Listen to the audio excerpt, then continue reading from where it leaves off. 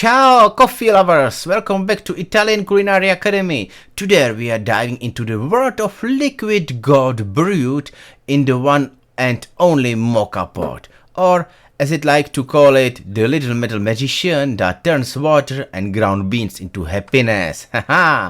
First things first, let's break down this beauty. The Moka pot is like the Avengers of coffee makers with three main heroes.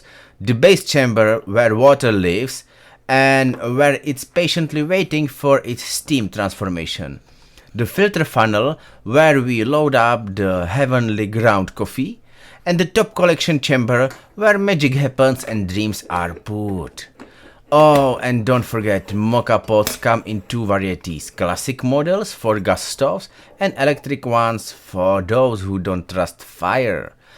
Now let's go down to business. We pour water into the base chamber, but hold up until just below the steam release valve. Why? Because unless you are aiming for a kitchen fireworks show, going above the line spells trouble. And by trouble I mean who needs a ceiling anyway, levels of trouble. Next up, the coffee. Scoop in generous amount of your favorite grains. Not too packed, so this isn't an Olympic weightlifting event. Just nice and even. Now screw the top on tightly and place it on the stove. And now we wait. Oh, the suspense, the symphonious silence until...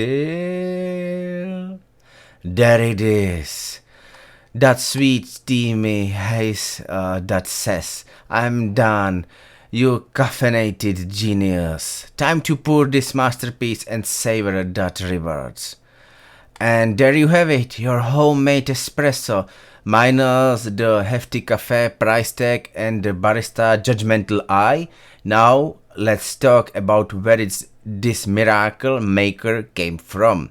The Moka pot was invented in 1933 by Alfonso Bialetti, a man whose mustache alone probably convinced people he knew what he was doing. He wanted to bring the espresso experience from the cafe to the home. And did he succeed? Well, let's just say there is a reason why every Italian household has one of these bad boys, usually guarded by the nonna, who swears it brews better coffee than all the hipster baristas in Milan combined. Why is it so beloved?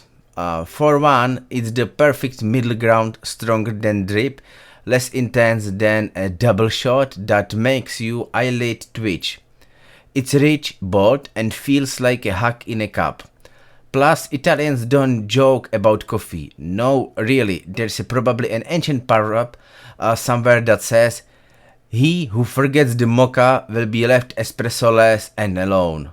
So next time you want to channel your inner Italian and turn your kitchen into a cafe, just grab a Moka pot, a bit of patience, and remember, only fill the water to the valve unless you are also redecorating your kitchen.